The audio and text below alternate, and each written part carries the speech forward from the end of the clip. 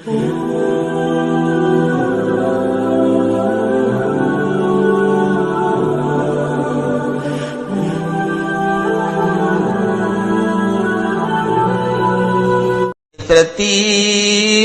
bi'ali badamu takidi minum usara wa minum duriju bidamin makana hadza jazai nasatu lakum an tukhlifuni bisuin fi dhawi rahimi.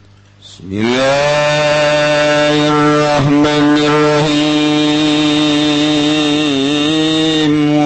Hukia Lenden caritakeun wa qadukia nasiblia aqadhahu halu nupasatuhunna Imam Abu Bakar Shibli iku ngalepu ing Abu Bakar Shibli apa halun hal pimaudin maksubatin ing dalam panggonan kang akeh peringe bakiyatun min qasabin qata'i ku tetep ing dalam maudil tawi sakakarine kang tetep saking pring kang tugaya kotok pakoma alaiha maka ngadeg ya Shibli ing atase maksobah Dakhalat maka manjing ya kosob ta maksobah pirijlihi ing dalem sikile Shibli pamata min zalik nakamati ya Shibli saking mangkono dakhalat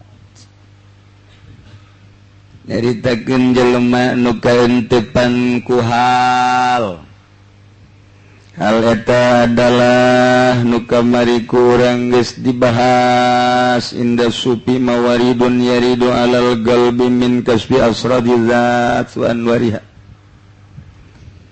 mimiti awak aya kulitan kulit di jerona aya dagingan daging di jerona aya getihan didinya aya ruh ngaranna ruh nabati butuh kana dahar-dahar nginum-nginum jang kekuatan jasad saluhureun eta aya ruh hayawani saluhureun eta aya ruhur ruhani saluhureun eta aya ruhur rahmani jadi opat aya ruh lamun tadi mati lu ruh mun geus datang ka waliun min auliyaillah ruh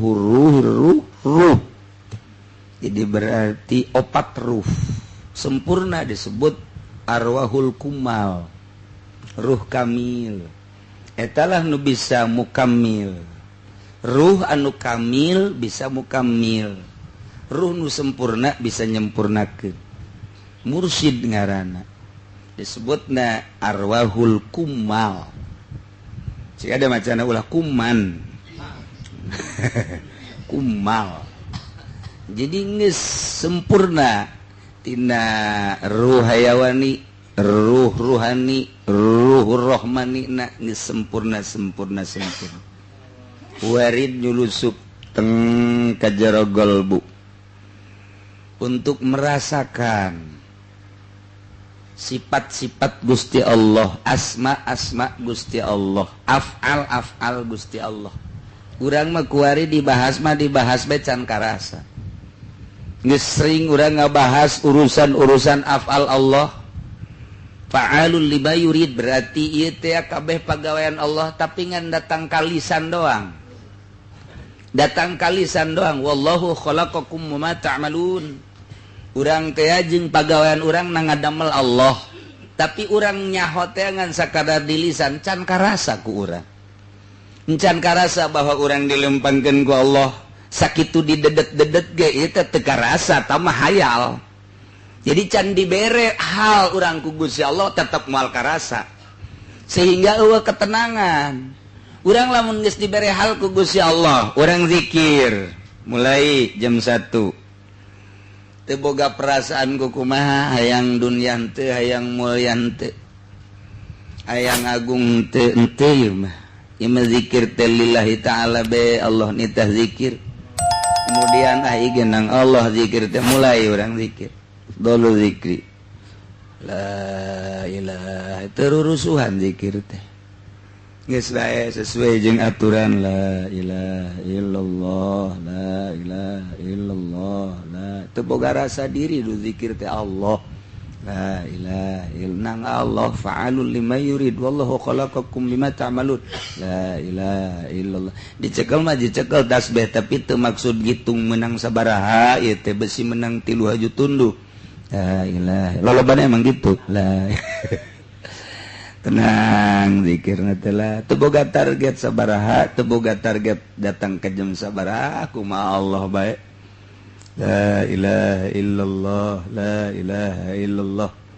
Kulantaran tadina urang teh nyebutan ahli-ahli Allah heula make adab-adaban sesuai jeung aturan Allah anu ngagerakeun urang teu karasan kana bakalna lang udang-udang subuh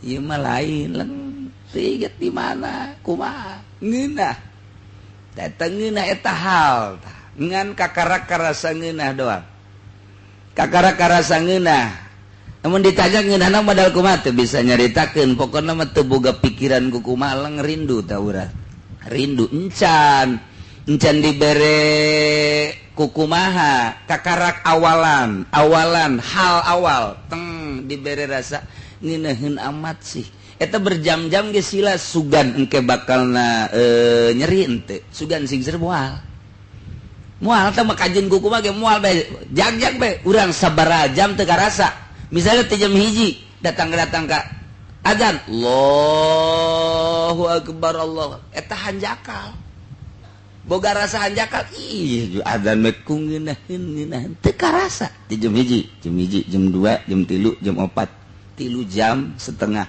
teu karasa ku ngeunah-ngeunahna ngadenge azan teh ngadenge azan eta teh asa hanjakal embung teh ngadenge azan teh ku ngeunah-ngeunahna illallah la ilaha illallah geus teu maksudna naon teng hese tah meunang deui ka kos kitu teh hese mungkin ke sabulan dibere deui mungkin ke sababaraha bulan teu nyana berusaha tapi ge kadang dibere deui ku Allah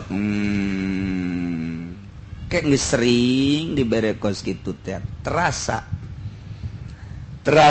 asma Allah teh aya Sami'un Alim ih keur didengekeun keur dikanyahokeun keur dideuleukeun ieu teh terasa kos lautan laut ilmu Allah, laut asma Allah, laut basor Allah. Geus teu daya teu upaya. Ieulah hal di mana karasa asma bakal karasa sifat. Di mana geus karasa sifat jeung asma bakal karasa af'al. Ieu lain urang nang Allah. Geus kabeh dedeleuan Allah bae, darasaan Allah bae, nya lain urang selama urang ngaku moal usul-usul. Sebab aya pengakuan diri. Di mana orang masih kena aya pengakuan diri moal bisa. Ieu geus lepas kabeh teu boga pengakuan nang Allah. Ikeur carita penjabaran, praktek nama lain gitu. Ieu carita penjabaran praktek nama atuh lain gitu. Engke teu karasa tama lantaran tama anugerah ti Gusti Allah. Urang bisa ngalepaskeun mimitina tinggal ngalepaskeun dunia heula, dilepaskeun heula dunia teh. Ja dunia mah dipikir teu dipikir sakitu bae, dihayal teu dihayal sakitu bae, diteangan teu diteangan sakitu bae. Artina sakitu bae urang boga kepercayaan, japal kolam, geus anggeus kolam utar atur pembagian ieu harta urang. Diteangan ai aturan megana sakitu mah ti lauhil mahfuz sakitu bae. Teu diteangan ge dasar deuk loba mah deuk loba bae, japal kolam. Jadi urang teh kuari deuk naon pukar pikir ja geus beres.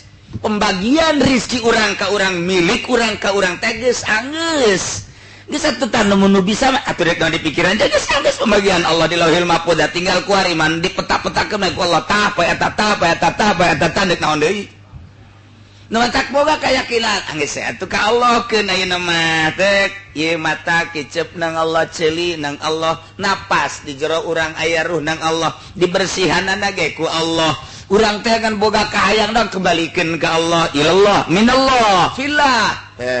Mulai nikmat nyulusup kaharti asma, kaharti sifat, kaharti asma jeung sifat bakal kaharti afal, di mana geus kaharti sifat asma jeung afal bakal kaharti zat, sebab moal keluar asma sifat jeung zat. Aju kos kumaha atuh moal bisa. Suasaha ge moal bisa, hatta Kangjeng Rasul ge teu ngabejakeun. Kangjeng Nabi Isa, Kangjeng Nabi Musa teu ngabejakeun. Tapi eta ditajallikeun ku Allah sabada takholli urang, ta eta tajalli ditajallikeun teh, kemudian eta dibere hal. Urang tajalli, ta eta teh dipilih ku Gusti Allah tempatna. Kangjeng Nabi Musa digerokeun ka Gunung Tursina. Apa teu imkaneun Gusti Allah lamun lain di dinya atuh imkaneun. Ngan geus kos kitu bae sunnatullah. Dek mere Allah kahiji hambana anugerah tajalli kudu dipanggil heula ka Gunung Tursina. Kanjeng Nabi Yusuf apa bisa apa teu mungkin di luhur we? Luhur bisa, tapi dek ditajallikeunna di jero sumur. Kanjeng Nabi Ayub apa bisa apa teu bisa lamun ku sehat atuh bisa, tapi ditajallikeunna ketika geus tinggal rorongkong doang. Kanjeng Nabi urang dipilih ditajallikeunna teh Sidratil Muntaha. Walaqad ra'ahu. Nah, iyalah Allah teh boga pemilihan-pemilihan nu mantap. Urang teh urang kudu milih tempat ieu teh. Lamun tempat ieu teh bagus ieu teh jang ibadah ka Gusti Allah pindah. Ieu terasa ngeunah ya di dieu mah ya di dinya mungkin diberi anugerah bakalna di dinya. Ieu teh teu ngeunaheun di dieu mah di anu pindah. Eta teh menang Allah ngagusar ngageser. Aya waliullah di Masjidil Haram teh ngeunaheun kunaon aya di Jabal Abi Qubais geunah. Aya waliullah teh di Masjid Madinah, di Masjid Madinah kok teu ngeunaheun ibadah teh padahal mah di raudhah deket Kangjeng Nabi. Kunaon atuh di patilasan Kangjeng Nabi di sekitar eta mah kok ngeunaheun pilihan Allah. Pilihan Allah. Nah, iyalah Allah teh dek merek ka urang tajalli. Ta eta teh dek nyembungkeun dek ngasupkeun hal. Ieu terserah Allah teh mah kumaha Allah bae. Urang teh dipanggil seakan-akan ku Gusti Allah. Mana ka Banten? Mana ka Gunung Santri? Naik ka luhur, diuk di dinya. Sok ibadah sarua jeung kos kitu. Sila. Sok peureum, bentak aya tukang saho. Tajali tah bener. Gede deh susuna tah. Tajali tah. Allah. Nang Allah gusar geser hakikat apa Allah tiapan ge berangkat sia ka ditu ka Mekah, berangkat ka Madinah, berangkat ka Irak, berangkat ka Iran, berangkat nang Allah utar atur di satu tempat Allah mere sesuatu nu indah luar biasa nu teu kanyahoan ku batur rahasia Allah paingan diberangkatkeun horeng dek mere eta anu sulit terulang deui. Ta eta teh selalu kitu bae Gusti Allah. Ieu di imah bae ge sarua bae di imah teu puguh teu garuh udang padahal mah tilok hudang jeung hiji mandi sarua jeung kitu okos gerakan urang padahal nang Allah wudu salat eta teh cek Allah teh salat ngan teu beunang dihayal-hayal kitu aing keur ku Allah keur dititah ya tuh ngahayal edan tuh sirang kana ka ditu ulah seakan-akan kos kitu sebab wallahu khalaqakum wa ma ta'malun. Wak, salat, beres, salat deh, beres, salat. Atawa salat deh minimal genep rakaat. Kiku Allah dibere, mungkin di rakaat awal, mungkin di rakaat kedua. Atuh tah mah kumaha Allah bae dibere leng bae. Di jero salat teh kok aya ngeunah. Di jero salat teh aya ngeunah. Rahasia Allah dibere ku Allah jicipan. Eta mah rahasia Allah mungkin ka ul kiai, mungkin ka ustad, mungkin ka pedagang. Mungkin ke petani, mungkin ke karyawan, atau kumaha Allah bae nu neuk merena. Mantek aya kiai teu ngeunah-ngeunah salatna, tapi ngadenge aya hiji karyawan abdi dipasieun ke ku nikmat. Ieu teh rahasia Allah anugerah. Ngan coba datang deui henteu kos kitu. Bisa deui henteu. Kadang-kadang sulit teh. Nah ieu keur carita nyulusup hal. Di mana geus aya hal, nah ieu tadi teh hal teh waridun yaridu alal qalbi min kasbi anwa asrari dzat wa anwariha. Keur carita Imam Syibli Abu Bakar Syibli mun urang geus ka Baghdad karasa kadele gambaran makom Imam Abu Bakar Shibli itu luar biasa. Nah anjeunna dibere hal ku Gusti Allah, diciwit teu karasa, digebugan teu karasa, digolok teu karasa, bata bentak bae henteu naon kitu ngaranna henteu tunduh, ceuli dedengean lain dedengean nu ieu, lain dedengean nu ieu, lain dedengean ieu suara mobil suara teh teu kadenge. Jadi pindah tak ketika aya hal teh dedelean lain nu ieu, dedengean lain nu ieu, aambean lain nu ieu. Jadi ngageser padahal jelema di dinya. Mun sakira-kira dicabut teh halna teh biasa deui. Ketika dibere hal di dinya kene jelemana tapi lain dedengean lain nu ieu, aambean lain nu ieu, dedelean lain nu ieu, jelemana di dinya kene. Masyaallah. Boro-boro keur carita alam kawalian, alam jin, urangna di dieu, tapi ternyata dibukakeun ku urang ku Gusti Allah di alam jin. Atuh asup urang ka alam jin, biasa kadeuleu alam jin teh kadeuleu istana, kerajaan dan lain sebagainya. Di alam jin ieu mah lain alam jin, alam hakikat. Tah, Abu Bakar Shibli teh teu karasana naon, geus mang poe-poe teu sare. Sababaraha poe teu sare teh lain teu sare lalagan teu sare bae teu kuat. Sebab lain dedelean nu ieu, lain dedengean nu ieu. Nah, di akhir hayatna Abu Bakar Shibli asup ka hiji tempat eta teh kumuh anu luar biasa, loba puntungan-puntungan awi anu sarareukeut. Nyana asup ka dinya di alam hakikat ku ngeunah teu karasa, aya paku nancep, aya awi nancep teu karasa. Ternyata paku jeung awi nu nararancep ka dirina teh eta teh ngajadikeun sababna maot teu karasa ku nyana. Teu karasa kunaon di jero hal eta henteu karasa. Nikmat luar biasa. Asa jeung Allah bae. Neuleuh Allah, denge Allah, napas hu Allah, hu Allah, hu Allah. Allah. Jadi geus gahiji teh. Nah ieu moal karasa. Tah lamun geus kos kitu urang paeh ge teu karasa, hayang paeh ge tamun geus datang ka dinya teh lolobana waliullah teh ngadoa hayang paeh. Nikmat jasa sebab kapanggih jeung Allah geus usul, berani di jero kubur ge nang tangan malaikat. Lantaran Allah na eta kene di dunia di luhur bumi Allah na eta, di jero kubur Allah na eta, di mahsyar ge Allah na eta. Kuari geus wau jeung Allah atuh teh sieun ketika malaikat maut menjemput nyawa. Saya malaikat maut deuk naon? Nek nyambut nyawa lain ti kamari. Angel amat sih. Carekan malaikat maut kira-kira aya tuh curuh kudu nyarekan sagala.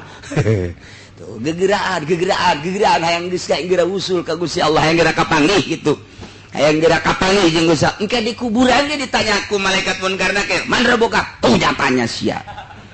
Nanya maka ditu kana can wauh jeung Allah, aing mah di dunia geus wauh jeung Allah. Beuh ceuk malaikat. Poara amat laporan ka Gusti. Ieu jadi ditanya nyarekan kula. Sia teh men tanya-tanya bae cek Allah teh. Geus teu kudu ditanya eta mah. Geus wauh jeung Allah. Engke di masar teh kitu jangan mah ngaroko bae. Tenang bae. Di sisi tenang wae kana wae atuh kalem bae. Deuleu jelema nu kieu nu kitu eta sabodo nya geus wauh ieu jeung Allah. Nungguan panggilan dong. Sugan sieun atuh henteu la khaufun alaihim wa lahum yahzanun. Nah sebab atuh di dunia ada geus kapanggih jeung Allah teh geus wusul atuh geus kasieun inna auliya Allahi la khaufun alaihim wa lahum yahzanun. Lain kuari bae teu buka kasieun di jero kuburanna sugan sieun atuh henteu, di bahsar sugan sieun atuh henteu, nu mantak cenah mah kukucuprakan ka neraka ge masalah.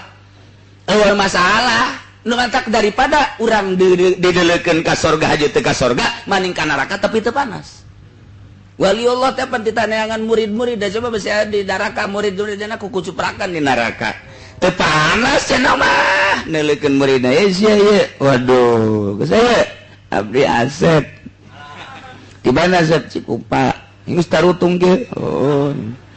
Aji sia mung kunaon gara-gara ulah ngobrol lah angkat heula. Kela sia menjadi tutung ge kunaon ya? Ngeridit geus cenah asup ka langit biru. Aduh Gusti Allah agung. Nah iyalah urang nyaritakeun ka saya geus diangkat eta waliullah ulama kukucuprakan di neraka. masalah teu aya naon kitu ngaranna henteu panas. Contoh teu panas Kangjeng Nabi Ibrahim, kuniyana rukuni barda wa salaman ala Ibrahim. Tama adab doang seuneu manaskeun adat tama jabuktina para rasul, para nabi, para aulia Allah ketika ku Gusti Allah ditiiskeun atuh tiis bae. Nah iyalah Abu Bakar Shibli teh ya asup ka hiji tempat nu kumuh katojo sukuna ku awi dan lain sebagainya teu karasa ceknya terus maot Sayyidina Ali apa karasa atuh henteu geus aya hal mantak cek Sayyidina Ali eta cabut geus cabut oh jatuh karasa hal nah keur aya kos kitulah para wali-wali Allah subhanahu wa ta'ala jelema bobogohan ku nikmat-nikmatna galedeg kadenge moal kadenge di sisi kuburan sugan sieun ka kunti anak henteu moal padahal mah nyana eta di sisi kuburan nya hujan geledeg glungsing jeleget henteu sieun naon sebabna geus wusul ka susu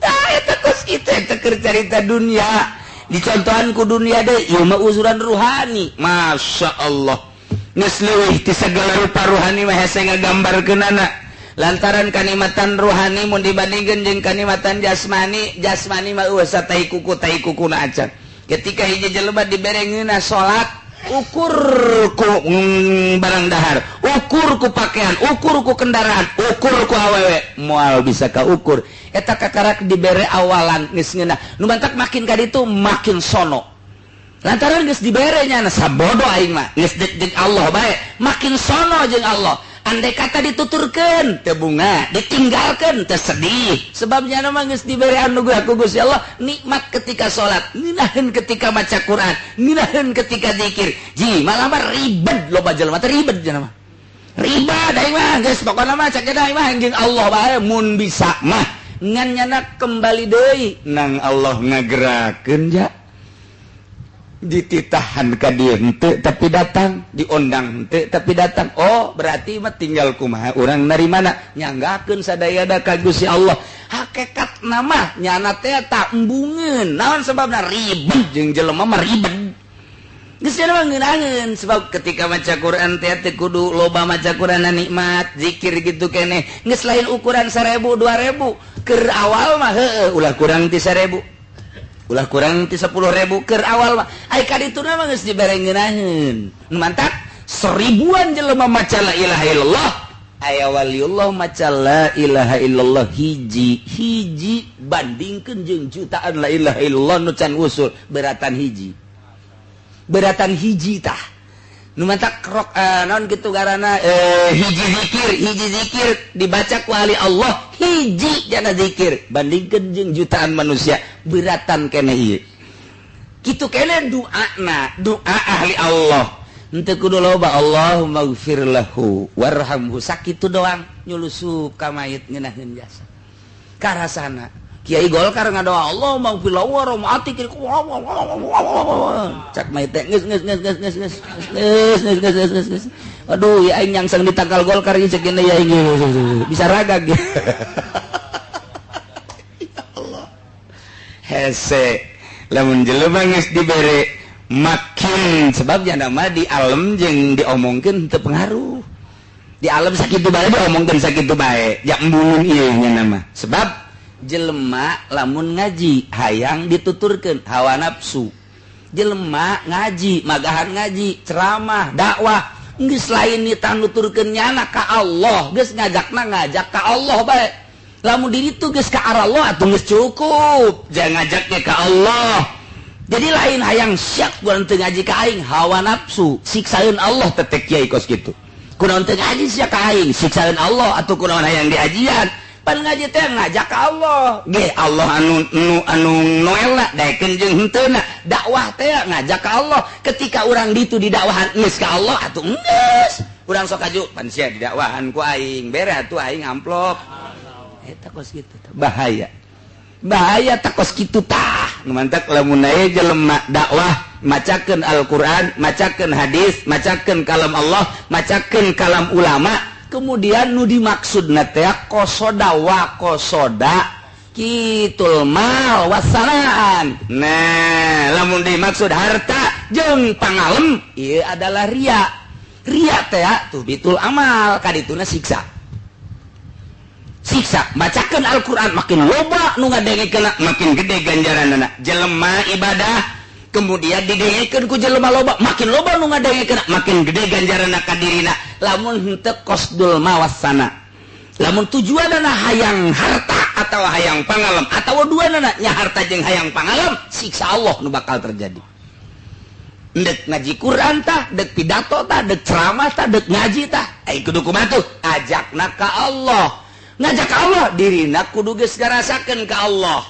Lamun ngajak ka Allah dek aya nu ngadengkeun dek henteu dek lobaan dek saetikan akur bae. Ketika enggeus ka Allah bungah nu aya. Urang mah lain kitu pan. Oh, narurut ka aing. Bungah ka Allah basa boda teu nurut ge. Urang mah tibalik, tak ieu mah lain. Bungah asal geus ka Allah bae ge. Urang ditu geus salat atuh geus teu kudu didawan geus cukup. Urang ditu geus ngarzarakat geus atuh teu kudu. Ja dakwah teh dakwah neruskeun Kangjeng Nabi di sampingnya imankeun ngaislamkeun ieu jadidu imanakum, nambahan gede iman, nambahan anyar iman. Kudu urang ditu areun geus salat, areun geus zakat, geus teu kudu ka ditu atuh. Nu penting mah ka Allah. Nyana teh silaturahmi atuh kajin tapi urusan nafsu teh datang-datang urusan nafsu cenah geus teu ngaji jak geus atuh masalah ieu mah sok ditanyakeun sieu datang-datang ka aing barang geus jadi jelema ye baheula mah sia keur nyungkruk ka aing bae nah ieu siksaeun kiai siksaeun siapan ngaji di aing nyaho ka alif lempeng jeung bengkok teh pan di aing ku ari sia geus gigiridigan ka dieu ka ditu pan tilok nyaba ka aing kiai siksaeun Allah ji atuh geus we urusannya nyampekeun atuh geus ganjaran engke bae di akhirat bari tungganana ulah kuari diomongkeun padahal teh murid aing tapi kuari nya geus tilok ka aing bloon jasa sumpah sia ku aing sia disapa sia ku aing cak muridna ngadu sapa yuk ngadu sapa Bang pokona jeung nu teu karena Allah mah panyakitan bae tapi lamun nu jeung karena Allah sebab nu di dieu ridho Allah nikmat kanu ngaji nikmat kanu ngadengekeun nikmat ka murid nikmat naon nikmatna mere sakitu teu mere sakitu datang sakitu teu datang sakitu sistem ngomongkeun sebab naon izin ka Gusti Allah ja hakikat mah titipan ti Gusti Allah ngajak lagi ka Allah ieu kuari geus da bisaeun nyana teh tadina diajak ka Allah cara ngaji amil ngaji jurumiyah narkib dan sebagainya halal ngasal alfiah dan kuari geus bandiri atuh geus teu kudu kumaha geus bisaeun nyana ka Allah bahkan geus ngajakan ka Allah atuh geus urang mah diojol pantah kamuliaan teh ku keagungan ku dunya ieu kutukeun Allah teh urang lamun ngomong kos kitu teh hese jasa hese teh kos kitu jita bacana ka aing emang kasiha bu aing mah eueuh hiji-hiji acan hese mantak urusan batin lamun teu boga guru moal bisa ria capek jasa ngaleungitkeun anak ria teh capek sebab urusanna ruhani urang kuari encan aya guru ruhani atuh moal bisa sanajan dulur-dulur supaya ikhlasnya sebab urang teh wa ma umiru illa liya'budullaha mukhlishina lahuddin tah cakipu doli teh kos kitu dari ceramah tah mukhlishina lahuddin pugunya na berangkat ka ditu ge hayang amplop atuh tia kunaon ngadongengkeun mukhlishina lahuddin panjanana ge lamun teu di amplopan teu datang pan cenah mukhlishina lahuddin pan eta munafik eta kos kitu ngaranna sial cak haji podoli emang sial sia mah atuh lain aja pura ini kabehan aduh ngan nyana bae ditukangeun kabehan hese emang kumaha jak kiai ge dulur sing ikhlasnya ai ceramah teh kos kitu padda ulah kamari ge ngadengkeun Ki Nurjaya sing ikhlas bae sing ikhlas pugunya na kadinya ge hayang diberi duitan pada teh kos kitu tah munafik eta teh ngaranna tak kudu kumaha tuh atuh urusan rohani atau beneran pancan ngabeneran ge 1 juta kali ngomong ikhlas moal bisa sebab candi urusan pan aya candi urusan lah atuh ngaranna ge candi urusan kadaharanna naon rohani teh obatna naon rohani teh antina naon rohani teh ai awak urang mah pan kuari teh di urusan isuk-isuk ulah ngadahar rujak sia nyeri beuteung nya isuk-isuk ada rujak yang itu cara baca aing normal hakan ku sia menang bae setengah jam WC mananya itu bukan sia isuk-isuk dia urang diakurkan bae wuduk hanet. Nah, mantap cek urang teh laksa. Mantap ieu. Naon deui karena nu belah ditu teh tuh? Naon deui? Ngomong atuh sia. Teh keun tah. Teng akur untuk menjaga kesehatan disesuaikan kadaharana ieu kieu ngantuk saeutik urang teh disarekeun jang awak ba urang geus teu kudu dipeta-petakeun meta sorangan mentek cek Imam Ghazali cek Imam Syafi'i seluruh imam pamarentah teu urusan dahar rakyat bakal dalahar bae sebab naon kebutuhan masing-masing ulah diurusan coba urusan dah nehangan bae aya sangu dangder hui naon mantang hui jeung mantang eta kene bakal sebab kebutuhan sorangan ini urusan malah urusan dahar rakyat mah urusan statistik urusan politik urusan birokrasi dumantak menjadi pemerintah teu kudu kiai nu bener utar aturna urusan perekonomian jeung perpolitikan sanajan cicing dimui ari teu becus mah kiai cicing dimui teu becus atuh acak-acakan bae teu kudu kiai majelis ulama teh ngan sakadar ngaran doang nu penting mah bisa birokrasina sanajan lain kiai sesuai jeung aturanana jadinya nama urusan kalurusanana dina kitu urusan siasatna ieu salurkeun ka dieu ieu ka dieu teu kudu kiai acana kiai bae atuh leuwih abdol asal leuwih kudu leuwih bisa ternyata diuk di dinya leuwih ambruk atuh pecat kiai ganti ku si peot tadi nyata tah kos kitu nagara teh sebenarnya mah kos kitu ngan dikira-kirakeun kiai lantaran dititipan ilmu bakal leuwih bagus asup ka DPR jadilah bupati ternyata ambruk sebab naon dikendalikeun ku Yahudi di negara urang mah nah kitulah nah ye balikan deui ikhlas teh ya bagian ruhani lamun urang encan ikhlas moal datang hal satungtung aya keneh ria ujub takabur nafsu ngaranna moal datang hal jelema didatangan hal teh ku Gusti Allah diberi anugerah ketika geus eueuh panyakit ruhanina ku hari urang saseleh dek ngengitkeun ria ge sebab ria bagian ruhani posisi riana aya di lelembutan nu mana di urusan ge encan ku urang salilana aya mah aya kitu ikhlas saeutik prosentasena cek Imam Ghazali teh mah aya ikhlasan aya riaan ditimbang gedean mana ikhlas jeung ria gedeana ria bae